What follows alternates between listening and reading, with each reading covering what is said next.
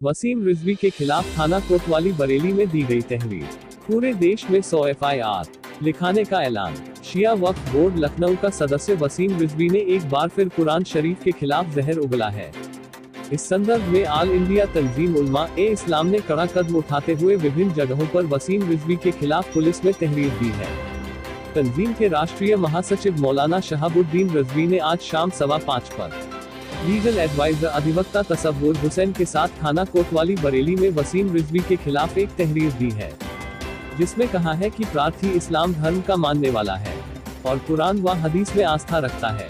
वसीम रिजवी ने अल्लाह ताला द्वारा आसमान से नाजिल की गई किताब कुरान शरीफ की 26 आयतों को हटाकर नया कुरान शरीफ लिखा है तथा प्रधानमंत्री को पत्र लिखकर नए कुरान शरीफ को मान्यता देने हेतु आग्रह किया है।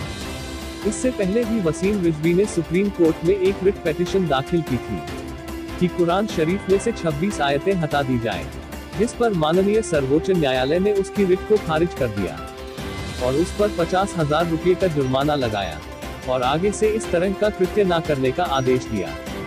शिकायती पत्र में आगे कहा गया है कि वसीम रिजवी का ये कृत्य हम सभी इस्लाम के मानने वालों की आस्था के विरुद्ध है तथा इससे हम सभी को गहरा आघात पहुंचा है।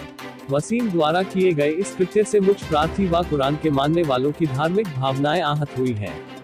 वसीम ने ये आपराधिक कार्य किया है जो कानून के अंतर्गत अपराध व दंडनीय है, इसलिए वसीम के विरुद्ध कानूनी कार्यवाही की जाए। मौलाना शहाबुद्दीन रिजवी ने बताया कि वसीम के विरुद्ध संगठन के जिम्मेदारान अलग अलग शहरों में मुकदमा दर्ज करा रहे हैं। लखनऊ में मौलाना आजम हशमती, लखीमपुर में मौलाना अशफाक अहमद, बहराइच में अब्दुल हक कादरी और दिल्ली में कारी सगीर अहमद रिजवी ने पुलिस में तहरीर दी है। मौलाना ने बताया कि पूरे देश भर में 100 FIR दर्ज कराई जाएगी। जब तक ये मलून शख्स जेल की सलाखों में नहीं होगा तब तक हम शांत नहीं बैठेंगे। बरेली से रफी मंसूरी की रिपोर्ट। कोतवाली आए हैं, क्या कुछ मसला है, किस लिए आपको यहाँ आना हुआ और क्या किस तरफ से क्या इसमें FIR किस मामले में कराई जा रही है? दरअसल ऐसा है कि शिया वक्फ बोर्ड के साबिक चेयरमैन वसीम रिजवी ने कुरान शरीफ पर एक झूठा इल्ज़ाम लगाया है और ये कहा है कि इसमें 26 आयतें ऐसी हैं जो दहशतगर्दों की तालीम देती हैं। ये सरासर इल्ज़ाम है।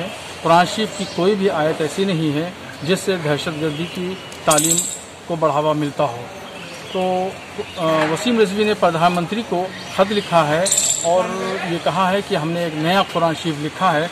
उस नए कुरान शरीफ में उन 26 आयतों को निकाल दिया गया है। तो जो नया कुरान शरीफ वसीम रिजवी द्वारा लिखा गया है उसको पूरे मुल्क में पढ़ाना चाहिए, तमाम मदरसों में पढ़ाना चाहिए और जो कुरान शरीफ पहले से पढ़ाया जाता है उसको न पढ़ाया जाए। तो ये इस मामले को लेकर के पूरे हिंदुस्तान के तमाम मुसलमानों में गम गुस्सा है और एक इश्तियाल है। बहुत इससे तकलीफ़ पहुंची है। तो इसलिए हमारी भावनाओं को, हमारी अक़ीदत को ठेस पहुंची है। तो इसलिए हम अपने वकील एडवोकेट तसव्वुर हुसैन के साथ में मैं यहाँ पर कोतवाली में हाजिर हुआ हूँ और कोतवाली में मैंने तहरीर दी है कि वसीम रिजवी के ख़िलाफ़ FIR लिखी जाए और सख्त से सख्त धाराएँ लगाई जाएँ और उसको गिरफ़्तार करके कैफ़रे किरदार तक पहुँचाया जाए। इससे पहले भी मैं आपको बताऊँ कि सुप्रीम कोर्ट में कुरान शरीफ के ताल्लुक़ से एक मुकदमा दायर किया था। तो उस सुप्रीम कोर्ट में जो रिट पिटीशन दायर की थी उस मुकदमे में हमने उसका जवाब दाखिल किया था। उसके ख़िलाफ़ हमने एक मुकदमा दायर किया था और मैं खुद उसमें पैरोकार था और उसमें अल्हम्दुलिल्लाह सुप्रीम कोर्ट ने एक ज़बरदस्त तारीख़ी फ़ैसला दिया और उसमें वसीम रिजवी की फटकार लगाई, उस पर 50,000 रुपया का जुर्माना लगाया। तो अब ऐसी कंडीशन में स्टेट हुकूमत, सेंट्रल हुकूमत को चाहिए कि ऐसे शख्स के ख़िलाफ़ कड़े से कड़ा कानून बना करके और उसको कैफ़े किरदार तक पहुँचाया जाए। दिल्ली में, बरेली में, लखनऊ, बम्बई, नासिक, तकरीबन 1 दर्जन शहरों में उसके ख़िलाफ़ कुरान शरीफ के मामले को लेकर के FIR पहले ही से दर्ज है। सर, हम आपसे समझना चाहेंगे, देख रहे हैं कि पहले भी इतना विरोध हुआ, मुकदमे भी लिखाए गए, बरेली में भी लिखाया गया था आपके द्वारा, आप तब भी यहाँ पर आए थे शिकायत लेकर। अब फिर एक बार ये जिस तरह से अब पूरा प्रकरण फिर उछलना शुरू हुआ है, क्या लग रहा है, क्या इनकी मंशा क्या है?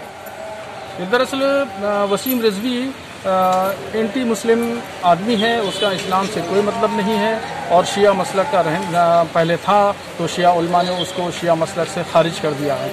तो वो सिर्फ अपनी इस वक्त जो मुस्लिम दुश्मन ताकतें हैं उसका वो आला कार बना हुआ है और कानून में झोल है, उस झोल का वो फ़ायदा उठाता रहता है।